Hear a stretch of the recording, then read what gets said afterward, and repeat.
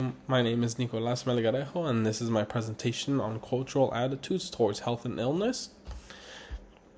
So here we have a little introduction and on the key points that we're going to be talking about in this presentation, such as how culture plays a powerful role in shaping how individuals define health and illness, how health is not only biological, it's also influenced by values, beliefs, and traditions in each respective culture, and lastly, how cultural norms define and determine what is considered healthy in their own cultures.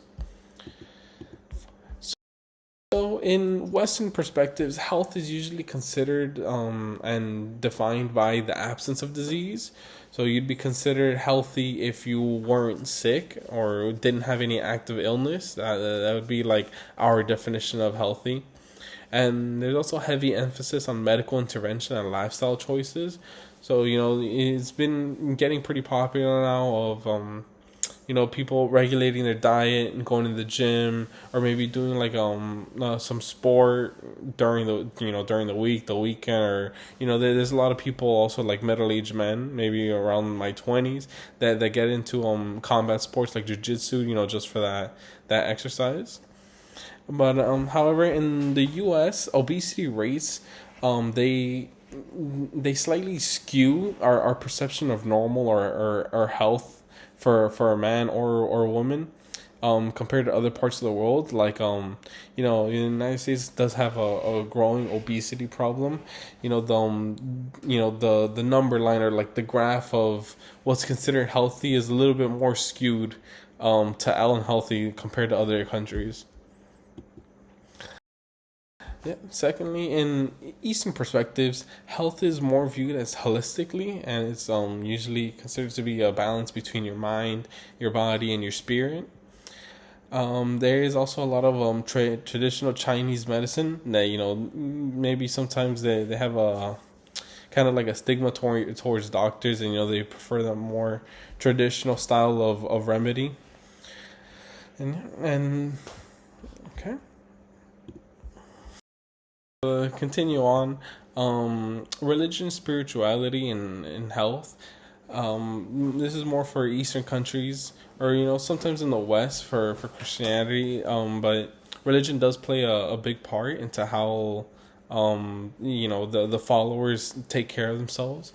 For example, in some religions, they do encourage fasting, and usually for religious reasons. However, there are a lot of medical benefits to fasting that and which could also play into how much weight they gain, or how they maintain their body and their diet, compared to the West, that there isn't really a fasting. You just eat whenever you're hungry, which tends to not be very good for you.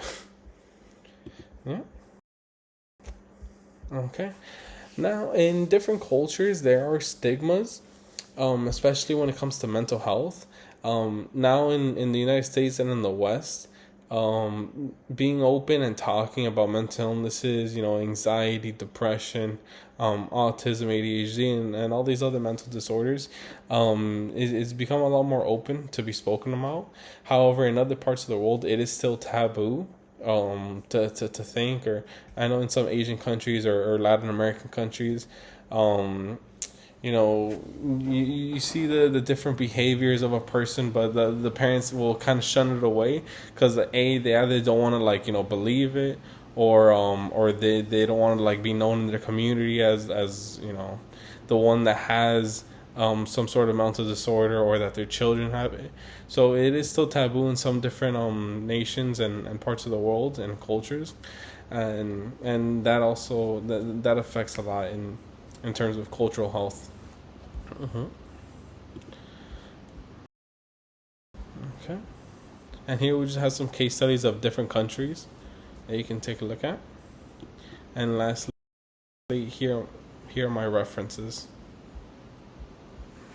Thank you so much. Have a wonderful day and take care. Bye.